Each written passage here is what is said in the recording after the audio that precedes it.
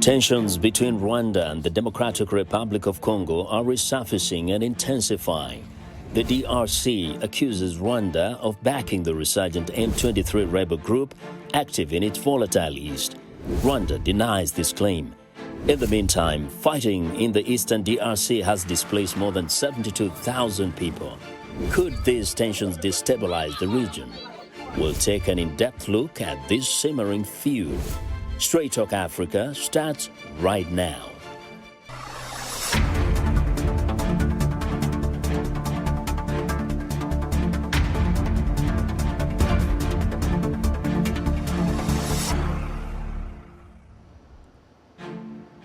Hello and welcome to Straight Talk Africa. A warm welcome to you. I'm Vincent McCory, sitting in for Haiti Adams.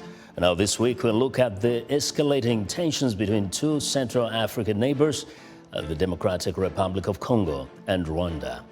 East African Army chiefs held discussions Tuesday on establishing a regional military force to restore security in Eastern Democratic Republic of Congo, according to a statement. Now, meeting in East DRC's commercial hub of Goma, the head of the militaries of the East African community stated that they had discussed the initial modalities of such a force without offering further details. DRC joined the East African community in March, a trade bloc that also includes Burundi, Kenya, Rwanda, Tanzania, South Sudan, and Uganda as members. Uganda has committed troops to fight the notorious Allied Democratic Forces in Eastern DRC on the Congolese government's invitation. But Kinshasa regularly accuses neighboring Rwanda of backing armed groups in its territory in pursuit of its own aims. Rwanda denies the claims and has in turn accused Congo's army of fighting alongside the Democratic Forces for the Liberation of Rwanda, an armed group founded by ethnic Hutus who fled Rwanda after participating in the 1994 genocide. Now, the DRC and Rwanda maintain radically different positions as to the reasons behind the feud. To get some clarity on the different perspectives, let's first hear from Anastasia Tudish in Kinshasa.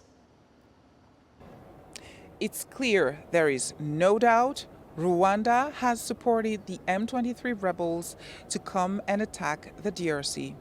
Those are President Tshisekedi's first public remarks on the ongoing conflicts in the eastern part of the country. As he was visiting Congo-Brazzaville's President Denis Sassou Nguesso a few days ago, Mr. Tshisekedi stressed that a peace-seeking attitude should not be mistaken for weakness. On the field, the Congolese army has reported clashes between the M23 rebels and the national forces in the Rutshuru territory in the beginning of the week, saying that the rebels have been beaten in 2 locations and the national forces are gaining power and territory. In that context, very good news for the Congolese Catholic community, as Kinshasa and Rome has announced that Pope Francis's visit in the DRC, scheduled next month, is maintained, including a pastoral activity in Goma, the North Kivu main city, a visit under the sign of reconciliation and compassion, according to the two entities. The DRC is Africa's first Catholic country, 6th in the world. Meanwhile, in Kinshasa, a group composed of the main civil society organizations is scheduling protest actions for the days to come in the capital. Anastasia Tudish for VOA News, Kinshasa. And now let's cross over to Rwanda. Here is reporter Eugene Uwimana in Kigali. The position of the Rwandan government remains unchanged. Rwanda categorically denies allegations made by the DRC that it supports the M23 rebel group in eastern DRC. Recently, Rwanda's envoy to the UN, Ambassador Clever Gatete, said the allegations are baseless. He therefore urged the UN Security Council to help break what he called a dangerous alliance of the FRDC, the Congolese army, and the FDLR rebel group. FDLR is a rebel group made of genocidaires who fled Rwanda in 1994. Recently, the chairperson of the African Union and the president of Senegal, Macky Sall, said he was gravely concerned by the situation. He also said he made several phone calls with both presidents. Paul Kagame of Rwanda and Felix Tshisekedi of the DRC, urging them to find a peaceful way of mending their bilateral relations. When you move around Kigali city, you can say that Rwandans are least concerned by these tensions. However, there are concerns that these tensions will destabilize the regional integration and cross-border trade. Eugene Uwimana for VOA News, Kigali, Rwanda. Well, thanks Anastasia and Eugene for those reports. Now for an in-depth look into the DRC Rwanda situation, I'm joined by our guests via Skype from South Africa, Kwesi Mkibisa, Research Fellow, Center for Africa Diplomacy and Leadership, University of Johannesburg, Pretoria. And via Skype from Nashville, Tennessee, Claude Gatebuke, Executive Director, African Great Lakes Action Network. A warm welcome to both of you. Thank you for having me. Yes. Now, thank you. I want to begin in South Africa, and I know I butchered your second name big time, Kwesi. But first, as a person who analyzes security and looking at this conflict from the outside inside, how much of a threat do you see this is regionally for the sake of, the peace and unity of the Eastern Central African region? Thank you very much, Vincent. Indeed, as an outsider looking in, it is something to be concerned about. The Democratic Republic of Congo, for all the statistics of potential and all of the statistics of human, economic, social, and stability costs, is an important country where one development or a number of development will have a ripple effect. When some of us were observing the developments, we use a lens which we call a regional conflict system. It's when an event in one country actually impacts on a number of its neighbors. And what has happened, which is basically the breakdown of this conflict, of this peace process, or at least the detente or coming together of finding dialogue between the DRC and Rwanda as part of a broader regional effort. It's worrying. It is taking back the confidence that had been built in order to find solutions to issues such as improving trade, such as improving transboundary governance, and a whole range of other issues. So we should be worried, and we should be making sure that our focus encourages not just simply the two countries, but the region as a whole to lend a hand wherever they can. Yes, and I have to mention that we had some technical issues. We couldn't be joined by another friend who is actually a native of the DRC. But Claude, I want to come to you. And, as a person also from the region, let's first go back in time, because when people see what's happening now, they may just reach conclusions on the basis of the recent news report. But what is the genesis of the conflict between, or the feud between the DRC and Kigali? The genesis actually goes way back to 1981 in Uganda, when Museveni, the president of Uganda currently, started a war with the NRM, the National Resistance Movement, which is the party in power in Uganda. He, along with many Rwandan refugees, were able to win that war in 1986 and take over Uganda. And then in 1990, Museveni, along with others on the outside of Rwanda, sponsored a rebellion into Rwanda that brought the RPF, the Rwandan Patriotic Front, into Rwanda. They fought a 4-year war that culminated in the genocide in 1994. And the RPF won the war. Millions of people fled Rwanda at the time, many of them going into the DRC. At least 1.5 million went into the DRC, which was almost a quarter of the population of Rwanda at the time. And then from there, Rwanda started expressing security concerns. Then in 1996, so it started with the NRM, then the RPF. In 1996, a rebellion was formed called the AFDL. Again, it was by Rwanda and Uganda, sponsoring former President Kabila of the Democratic Republic of Congo, to fight a war to oust longtime dictator Mobutu Sese Seko. And then the AFDL won, took over the Congo. And then there were other rebel groups that were born out of the AFDL called the RCD that transformed into the CNDP. And now today we have the M23. However, the issues of the Congo go hundreds of years back because this is the legacy of not only the regional conflicts, but also colonialism. And incidentally, actually, the king of Belgium, the country that colonized the Congo and really, had imposed a reign of terror, is visiting the DRC.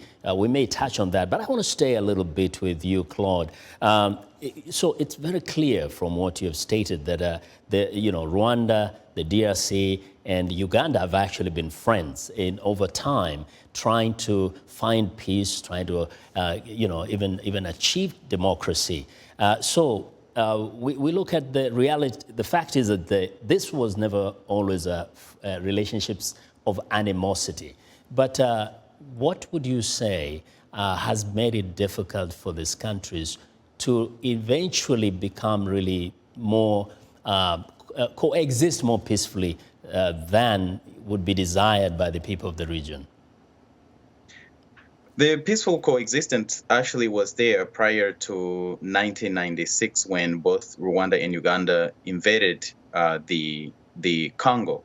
What is the issue that fuels this conflict is the greed. Not only there's an issue of leadership in the Congo and governance in the Congo. However, there's also the issue of interference by both neighbors, Rwanda and Uganda, into the Congo. That's basically made it impossible for Congo to stabilize. Of course, they don't just invade and take over the Congo. They are extracting resources, and they are exporting minerals that are not found in both countries and enriching especially people in the leadership of those countries. And in addition, they aren't acting alone. Rwanda and Uganda are heavily backed by Western sponsors, the US and the UK and the European Union. All of these have made it impossible for a peaceful coexistence because the people themselves are friendly. The people themselves are sisters and brothers, but the leadership in the countries, plus the geopolitical situation in the Congo and its resources that fuel our appetite, that feed our appetites, are fueling this this conflict. So today what we have is just a continuation of an occupation of the Congo in order to extract the resources. Kwesi, you have been studying this situation, the issue in the Great Lakes region, in terms of the claims that Rwanda makes. And Rwanda is a smaller country, so sometimes, of course, it says it needs to be concerned about its security. What would you make of the accusations against the DRC that it actually harbors people, groups of people who committed genocide, and over these years, these people have been a threat to Rwanda? I mean, it's a long-standing accusation. It's a long-standing concern. It is genuine. I think the reality of the matter, I think, as Claude has indicated, the fact that when Rwanda was actually the RKF had found expression in the country, those who are known as genocidaires crossed over into the DRC. And the relations between the two countries never sought to go not to the heart of the problem, but to resolving the existence of these genocidaires in their historical as well as in the contemporary context. So the concerns of Rwanda have always been genuine. What we as observers who are actually understanding the level of investment that Rwanda has put in military terms to respond to the threat of these genocidaires in historical and contemporary terms, we have not found it to be equal or to be equaled by the efforts of actually ensuring an environment back in Rwanda that would respond to now the offspring of those original genocidaires to actually be part of this new democratic Rwanda that is stable, that is socially cohesive, and that plays a role in regional and continental politics. Whenever we are looking into the situation of is the threat of genocidaires more than the opportunities there are for Rwanda to actually welcome its own citizens or children or their offspring, we have found problems in actually reaching that conclusion, because we see a military response, we see a regional posture that seeks to go and find out all those that threaten the country.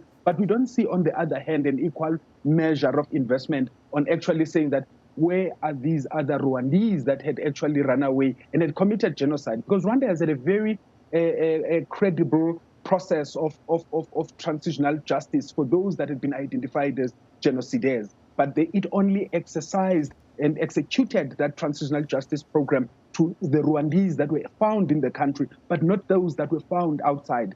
And I think that for those of us who have been observing for quite a while, these are some of the contradictions in terms of investment, in terms of commitment. Mm-hmm. Now, in terms of support of this different rebel groups, Rwanda, accuses the DRC of supporting ADF, which threatens it, and of course the FDLR. And on the other side, the DRC, accuses the Rwanda of supporting M23. So the question is, has there been an interest in each country, working to not only neutralize, but perhaps attain some peaceful resolution to these threats from all the forces that we have mentioned? If I may stay with you in South Africa. Kwesi. Indeed, this has been one of the criticisms of the multiple and billions of US dollars of investment in the peace processes in the Great Lakes region, is that our lens has almost always defined domestic issues in terms of their manifestation in regional stability terms. We have seen the presidents of Rwanda and the DRC playing a part, or at least acknowledging the fact that domestically there is still a lot of work to be done, despite the fact that regional actors such as Kenya in the form of the Nairobi Accord and the International Conference of the Great Lakes, the Economic Community of Central African States, have all come to assist them find a lasting solution for a restive region. What has been lacking is indeed what we are pointing out at, which is what are the domestic arrangements that need to be in place in order for these countries to exercise in a fully sovereign manner their country's contribution in making sure that the region is stable. What we have found, from studying the conflict, and of course even these new counter accusations, two things. I'll be very brief. Firstly, the definition of one country supporting another country's rebellions through support to rebel groups is not entirely materialistically justifiable, primarily because the reason why the DRC is not in a position to put a final end to the existence of the FDLR is because there are no arrangements in Rwanda to ensure that the former genocidaires who are currently organized as the FDLR in the DRC would actually find an environment that will be accepting and that will be inclusive and that will enjoin them to the stability of the country. Vice versa, the inability of the DRC as a country to ensure that they have got an extension of its sovereignty beyond Kinshasa and other metropoles, but to the restive North Kivu region, ensures that because there isn't an extension of governance, that region becomes a playground for almost all other tendencies. This might not necessarily mean that it is the designs of Rwanda to have disruptive elements and vice versa. And thank you. And Claude, yes, I want to jump in and you may want to comment or respond to that, but I also wanted to ask you additionally, do these rebel groups, are the different countries, or the two countries actually, in a way maybe okay, or just kind of okay with them existing, to use them as leverage in some way? We'll start with your question, and I would like to clarify some of the things that Kwesi has spoken about. One is, yes, I think it's very convenient for these two countries to have these rebel groups and use them as leverage. And in fact, for both the Congo and Rwanda with the FDLR, I think it's a convenient force, because There's only hundreds of FDLR fighters, but this war has gone on for decades. And the other thing is, with the Congo, they have shown no incentive to actually neutralize the various forces in the country. However, it is a destabilized country, and for many years, and with heavy forces. Now, when it comes to the current M23, it has been shown in previous years, in various documents and evidence, that generals that report to Paul Kagame, his top military advisor, General James Kabarebe, General Charles Kayonga, and General Charles Jack Nziza, were sponsoring and providing logistics, recruiting, and providing funds to the M23. Additionally, refugees that went into the Congo are not genocidaires. They were women and children. Many of them died there. Some of the people who went to the Congo committed the genocide, and that is who should be held accountable. However, it is not correct to state that those who ran to the Congo were genocidaires. There was over 1.5 million people that actually ran there. I went to the Congo, fled to the Congo after surviving the genocide in Rwanda. The other thing in Rwanda exports terrorism, not just to the Congo, but to other countries, including South Africa, including here in the US. Freedom House report just came out showing how they abducted Paul Rusesabagina back to Rwanda. They are coming after people like me. They accuse us. Paul Rusesabagina saved people during the genocide. I survived the genocide, but they accuse us of denying the genocide. Now, basically, they weaponize the genocide as blackmail, not only inside of the country, but outside of the country, and justifying the violence in the Congo. And I think that is that should be made clear. Now, Claude, I'm sure you know what you've experienced, you know what you've gone through, but also we know that Rwanda denies most of the accusations, especially of sponsoring M23. And even the kind of direct mention of some of the generals that you just mentioned, Rwanda categorically says it does not support that group. And we don't have officials from both governments to kind of verify some of those. So we just know that that's their position, that they do not support. And of course, the DRC also claims it does not support ADF or FDLR. Those are the official positions of this government. Well, we want to take a short break, and then when we come back, we'll look at the different efforts that are being made at the moment by the East African community, the kind of approach they're having in order to resolve this issue. So let's go for a short break, and we'll be right back. Health, wellness, sport, beauty, medical breakthroughs. Healthy Living cares about your well-being. What are the main health concerns in Africa and around the world? Find out the latest on coronavirus.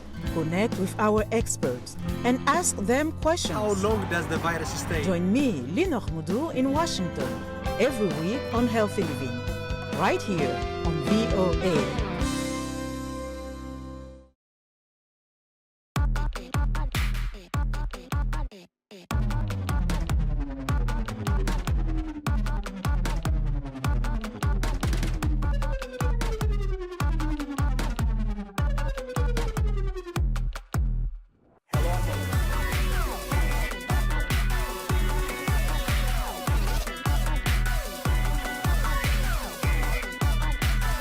From around the world. Let's go.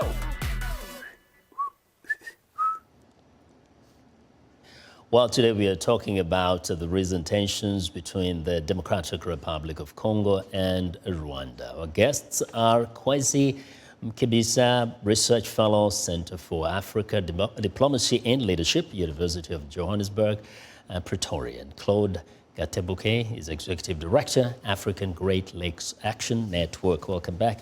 Now, I just wanted to go to the regional efforts that we're witnessing lately. You see, I wanted to go to a recent meeting that happened in Goma, the city of Goma, where the armed forces of the East African community met there, and they were discussing the situation in the DRC, with the objective of establishing a regional joint force.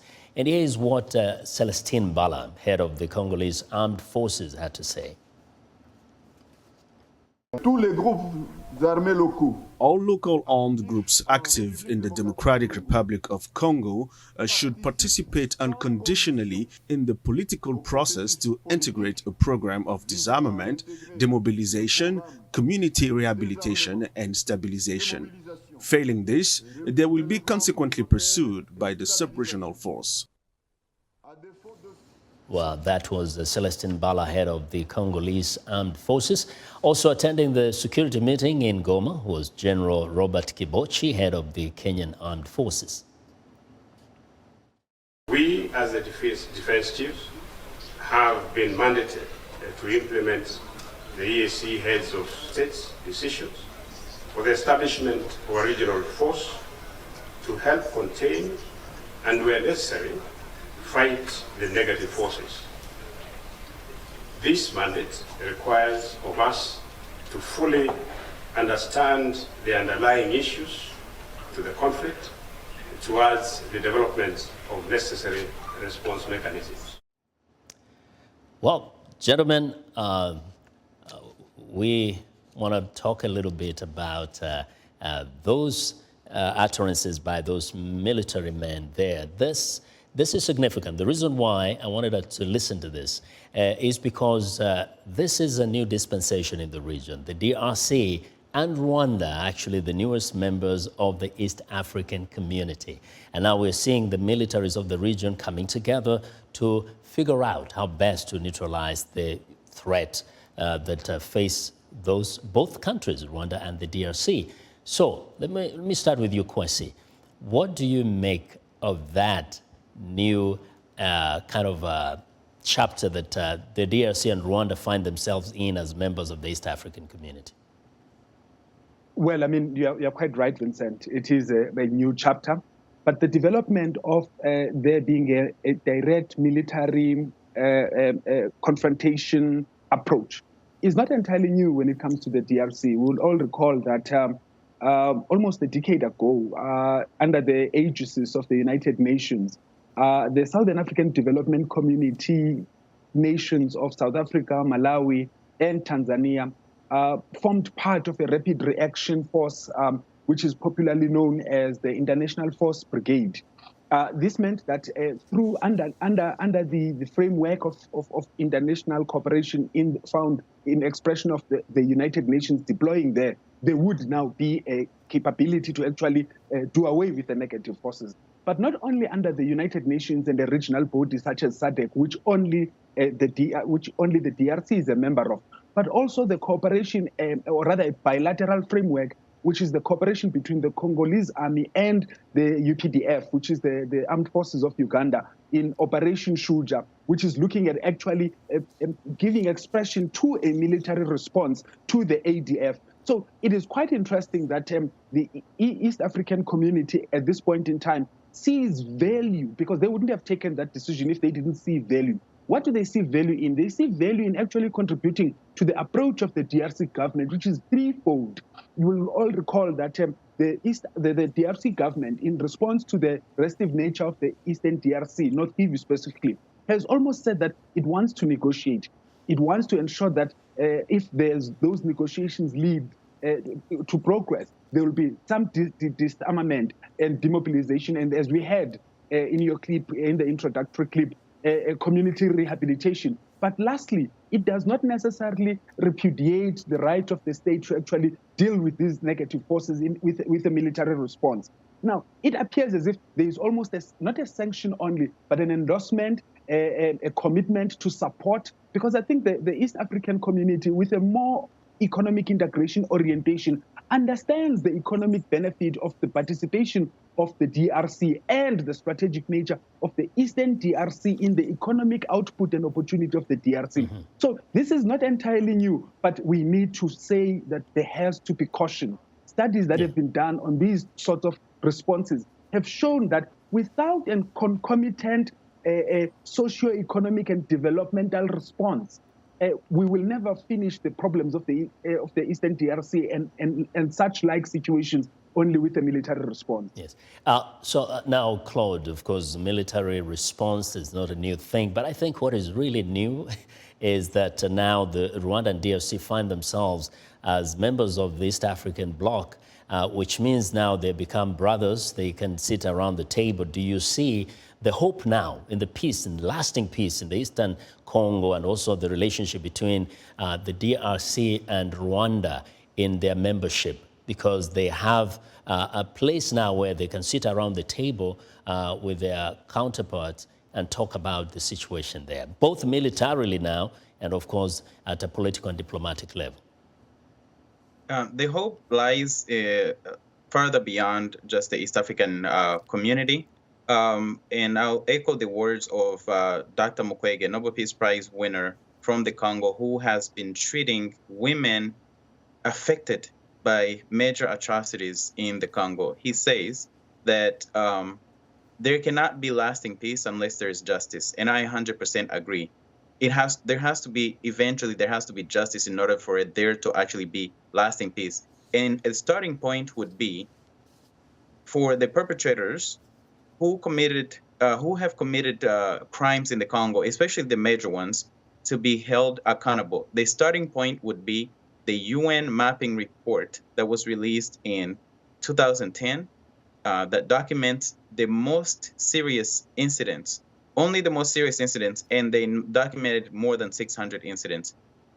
Those are major atrocities, and if they continue to go unpunished, impunity. In that case, do you see the East African community being able now to bring these countries to the table and really, with the help of the international community, address those issues? Because that's the issue now. Let's throw out accusations and counter-accusations, but talk about how do you face these issues now under the auspices of the East African community? Do you see that as now being the most viable tool and possibly most promising at the moment?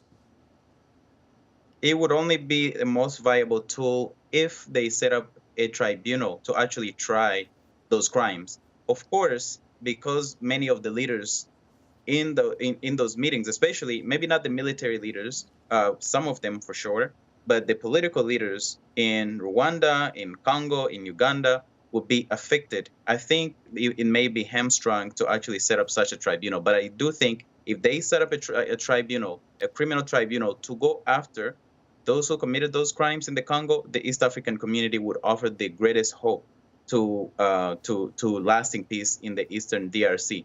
Less than that, I think it's going to be a repeat of the usual. And I also think that it could affect the proceedings within the East African community, because previously, rows between Burundi and Rwanda, when Rwanda was a chair of the East African community, prevented even having meetings because they needed to have a certain number of attendance in countries in attendance, and there was never enough. And so they went for, I believe it was 2 years without having a meeting. So even those meetings, if these rows continue, may not happen. But again, I think the hope of the Congolese lies in establishing the truth and justice for the victims of those who have been harmed and those who have been killed. Millions of Africans, more than 6 million.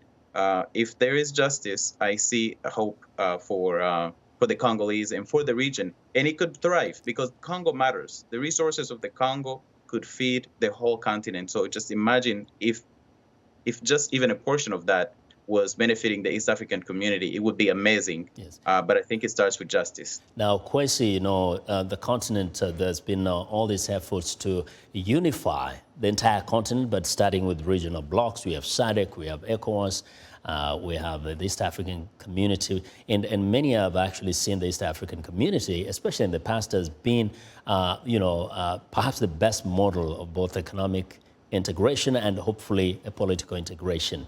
But some wonder, can you really attain that kind of integration and unity if you have members that don't like each other that much, have so many issues?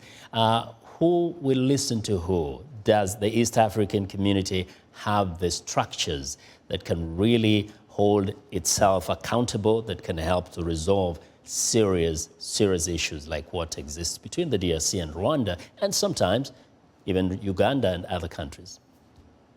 That is really the question, Vincent. But I'm relatively hopeful, and I'll state why. One central reason for that.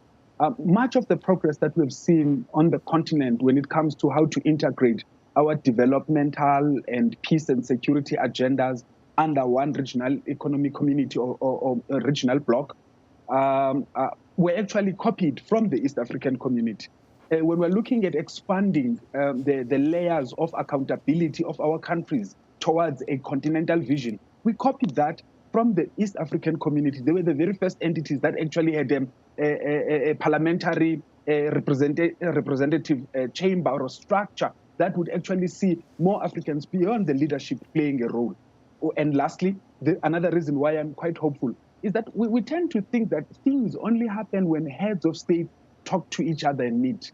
The meeting that took place in Goma with the chiefs of the military signifies for me the ongoing confidence-building mechanisms of entities, very critically important entities in finding lasting peace in the DRC and the region, which is the military.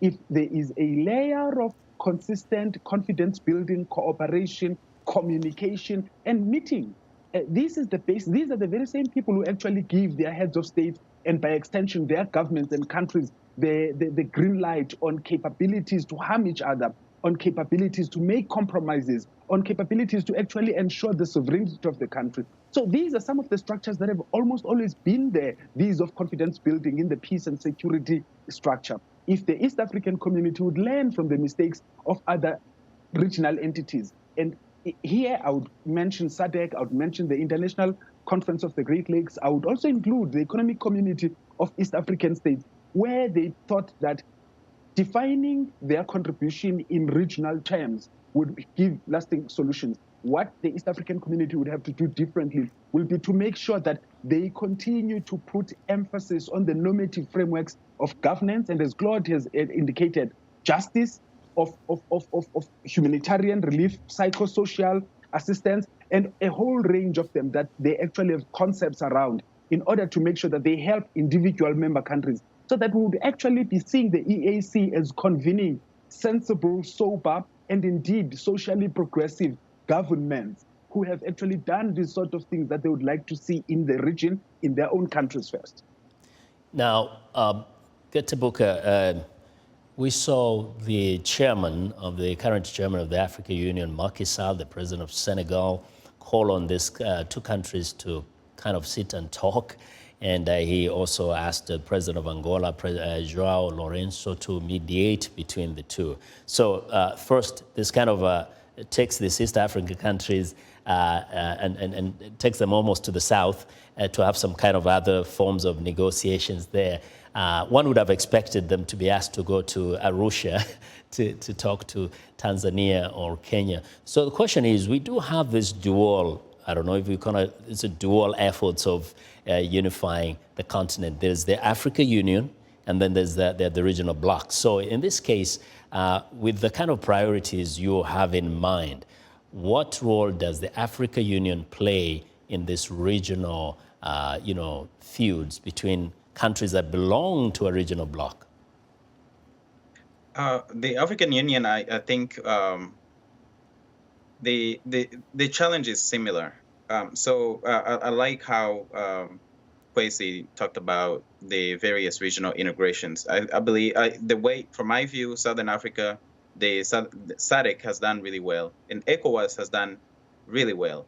And Macky Sall being from Senegal, I actually applaud what Senegal has done, and Nigeria and other some of the others in ECOWAS, but especially Senegal and Nigeria. They have shown leadership in regional issues. I would go back to when Yahya Jammeh in Gambia refused to leave after losing the presidential election. And Senegal said, no, we're going to hold you accountable to it. I think that is what's lacking both within the African Union and also the East African community, where leadership in the community basically says, Rwanda, Paul Kagame, Yoweri Museveni in Uganda, stop invading the Congo, or there will be regional consequences. But I think the African Union, one of the things that they've done previously that's worked well is excluding coup makers. So what if the African Union said, okay, if you invade another country, we will exclude you from the African Union and the East African community? If they do that, I think those are some of the things that are in place that can be very helpful, but there has to be consequences for actually causing harm to our fellow sisters and brothers. Whatever the reason may be, it is not right for a country to invade the sovereignty of another country, to support rebels into that are fighting into another country. And so I think if there are consequences at those levels, not just talks, I do think the talks could help. But we've seen where talks, there's talk here and there's war on the other side. There's talk here with the ICGLR, for example. That was set up to deal with those conflicts. They have talks, but they still have conflicts. So I think there has to be accountability and consequences at those levels. And I do think that the African Union can play a hopeful role in the East African community also. Yes. And Kwesi, going back to Rwanda and the DRC situation, the DRC deals with I think it's a little bit more complex than many people may realize. For example, M23 is really a homegrown rebellion. This is a group that is from the DRC. And then at the same time, the DRC is accused by Rwanda of harboring two rebel groups, the ADF that they say is also very closely associated with the FDLR. So what would be the best approach in this case? Because these groups all exist in the DRC. None of them is in Rwanda. Well, fundamentally, the reality of the matter is that this year, it's year 2022, which is almost 20 years since the signature of the breakthrough talks. Some might call it the Sun City talks or the national dialogue of the DRC that occurred as a result of the Lusaka and Addis Ababa agreement. Since those 20 years and the delivery of the Pretoria agreement back then, the Democratic Republic of Congo has had successive elections, but not necessarily addressing a very key component of that agreement and the requirement for governance, which is local government.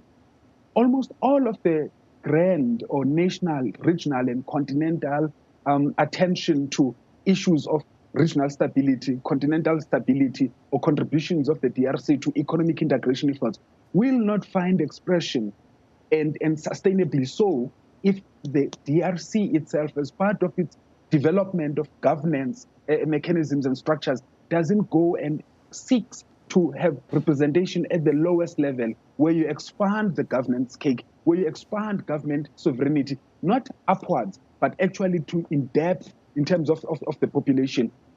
All of the plans and all of the suggestions and all of the experiences of the past will not prove to be learned, because we will not be in a position to actually satisfy the needs, the conflict definition aspect, the aspiration of the Congolese, but we'll only be dealing with what the politicians, what the military people are actually seeking to see as an outcome. So for me, sitting here, having looked at the DRC, a very big proponent, yes, there's fits and starts, there are 2 steps forward and perhaps 3 steps backward. But until we actually start on extending and expanding the governance foundation of the Democratic Republic of Congo, none of these other issues that we're talking about are going to add towards finding a lasting solution. Yeah. Claude, the DRC has said that it allowed Uganda to actually enter into the country to pursue ADF. Why would this be a problem if Rwanda goes into the DRC to pursue FDLR? And that agreement was signed much to the chagrin of the Congolese people in the region, because they know the history of the Ugandans in that region with the massacres in Ituri and so many other places when Uganda invaded the Congo along with Rwanda. And also the issue of Rwanda invading the DRC, I would like to add to what you said. The M23 is a mixture of homegrown and exported forces, because satellite pictures have shown, satellite evidence has shown camps, military camps from Rwanda, paths all the way to the camps of the M23. There's also active recruitment of school children and people being abducted in Rwanda to go and be part of the M23. This is our sisters and brothers.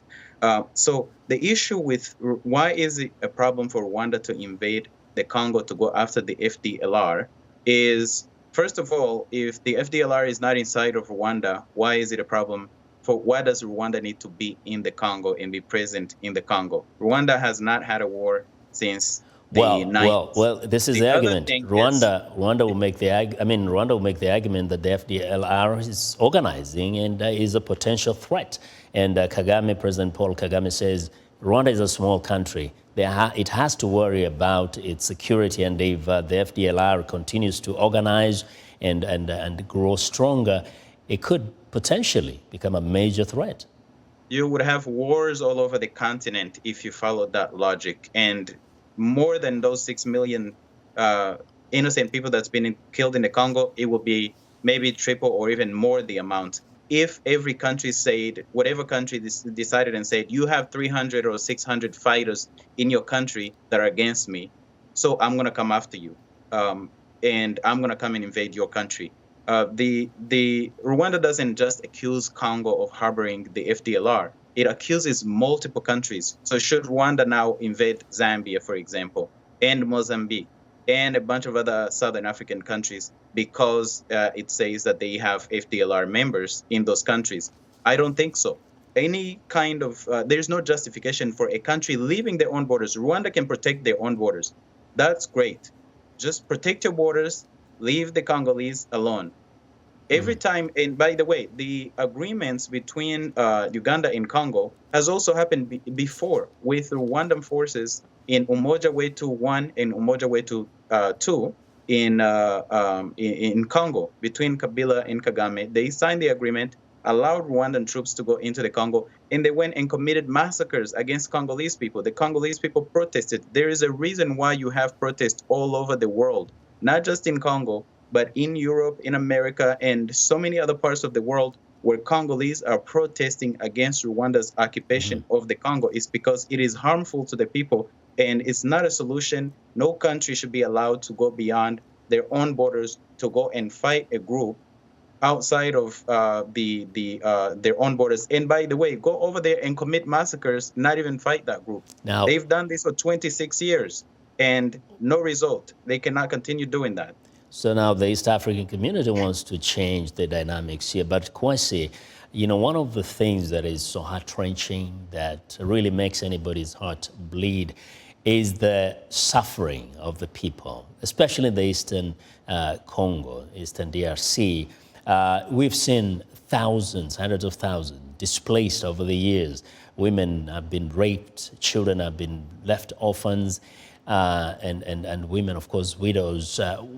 Claude mentioned that one of the most important things that has to be done is justice. First, Kwesi, do you get the sense that the people of the Eastern DRC have been ignored, not only by the authorities there, but the region and the continent over all these years? Direct, honest question, yes, they have been. In research circles, policy advocacy circles, we look at the Congo and actually come to almost an agreement that the violence, especially in the Eastern DRC, is cyclical, and if not almost predictable. That train is never late. We already know the patterns of hostilities between negative groups and the government. We already can predict when are going to be efforts at a diplomatic solution. We know the difference of how communities, women, children are subjected to untold suffering during the rainy season when these troops and those with military equipment cannot move because of the rain, but would actually entrench themselves. We already know all of these things. Indeed, the region, the continent has actually not done well towards the Congolese and especially the Eastern DRC. But I mean, they followed on us as a region and as a continent. They followed on to the patterns of focus on the DRC that we have seen globally. I mean, currently almost everybody talks of a very important, serious situation in the conflict between Russia and Ukraine. And almost everybody is looking at the resources that are being adequately rationed towards that particular conflict, both in humanitarian, in migration, and other terms. But the glaring and almost always unattended situation in terms of need in the Eastern DRC continues to be what it is, a human, horrible story. And I think that with Claude and the network and the great work that they do, putting pressure on a continuous basis that we cannot, as Africans, allow for the ongoing treatment, light-hearted treatment, light-hearted investment of the situation in the Eastern DRC as anywhere else on the continent to continue unanswered by our leadership and those with the resources. Now, Claude, people say it's very easy for the DRC government to always look over and blame Rwanda for this or Uganda for that. But it has failed the people of the Eastern DRC. I mean, it may have failed people in other areas, in other forms. But many people say the government of Kinshasa, the successful governments, have really not done well by the people of their country. What's your thought on that? I partially agree because multiple governments in the Congo have failed the Congolese people because the way they've governed is very self-serving and trying to perpetuate themselves in power, which is an issue in the whole region, by the way, again, with the changing of constitutions and presidents wanting to extend their terms, rigged elections, and Kwesi talked about even just local government, local governance. So the Congolese government has failed the people. But at the same time, on the same hand, if you look at the Ukraine right now and what's going on there, I'm glad that example came up. Would you say credibly that the Ukrainian government has failed the people, considering that it's under siege? And so that is what's going on in the Congo also. You cannot completely ignore that your neighbors are not simply meddling. They come in your country and massacre millions of people. Internally, though, they do say the plundering of the wealth of the Congo, of course, by external forces, but also by the locals, by some of the politicians over the years, way back from the time of Mobutu Sese Seko up to today. And there have been, of course, insurgencies within, remember the Mai groups and all that. Yeah. The people of the Congo that I speak to say they see these leaders, these politicians really helping themselves, but really not too empathetic with the suffering of the people in the DRC, while there is external interference, but also locally, both when it comes to security, but even development and the sharing of the wealth of the country. Definitely. If you look at the easiest examples, the two easiest examples are looking at Kabila and his family's wealth, which is much publicized. Hundreds of millions of money swindled in such a big business empire for themselves that has not served the people, where civil servants are not paid. You go back to Mobutu's time, the soldiers, the military was not paid, civil servants were not paid, but he had billions of dollars in his accounts. So the plundering, for sure, is not simply done by the outsiders. It's also done by the Congolese themselves, the Congolese leaders, not the Congolese people necessarily, and those who are around the circles of power. Beyond Rwanda and Uganda, there's also plundering by the multinationals all over the world, Canada being one of the leading countries with companies that actually are fueling and are part of this conflict in the Congo. This is information that's publicly available. So yes, it's very complex. And I do agree that the Congolese leaders, successive leaders, have been self-serving and have not served the Congolese people.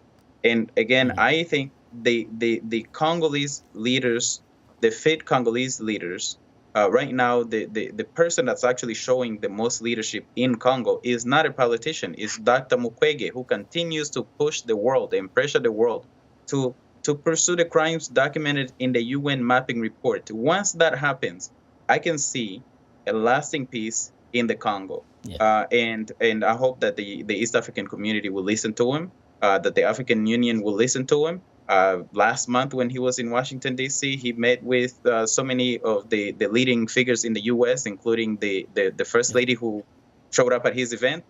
I hope that the world listens to Dr. Mukwege, because that could lead to lasting peace in the Congo and the region. Yeah.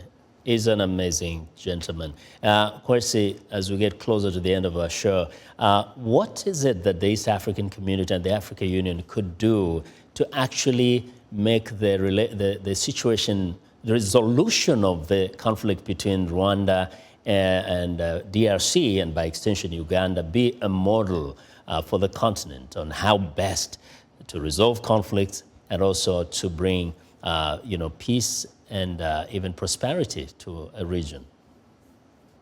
I think it's my sincere hope that more than anything else, they would allow themselves to be a vessel through which these individual member countries of their regional bloc would define for themselves what the conflicts are.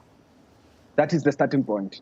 Secondly, I would hope that the East African community would actually continue and not in any way allow fatigue to set in on efforts at confidence building. If you look at where Rwanda and the DRC are at right now, it's a great progress considering where they were almost 2 decades ago. It's building blocks that are only put in place in a sustainable manner through confidence building. I think that the East African community must continue not just simply to build confidence when there is a crisis, but to actually use confidence building mechanisms even when there are those early warning indicators that the parties or the protagonists in a particular conflict settings are actually experiencing their own fatigue, whereby there might be what is simplified in pedestrian ways to be the hawks, those that want to see bloodshed as a solution. The hawks might be prevailing in some of the countries and decision-making structures. They need to continue the course of actually making sure that they do what I think they've started to do. If they feel that proximity, neighboring countries are too close to the heat of a conflict situation between fellow member countries, they could rely on the multiple regional bloc memberships. ECAS, Economic Community of Central African States, is an important player in that part of the region. And it's been positive to see the ICGLR being called upon to also play a role. So this is a big elephant. It's an important country. Peace and stability is important for all of us on the continent, and the East African community will be better served if not only they were to humble themselves to listen to the affected member countries and their representatives, and of course, ensure that there is a collaboration between various entities as opposed to competition. Very well put. And on that note, I want to thank our guests, Kwesi Nkibi's Research Fellow, Center for Africa Diplomacy and Leadership, University of Johannesburg, Pretoria, and Claude Gatebuke is Executive Director, African Great Lakes Action Network. Thanks to our audiences for tuning in to Straight Talk Africa, and have a good evening.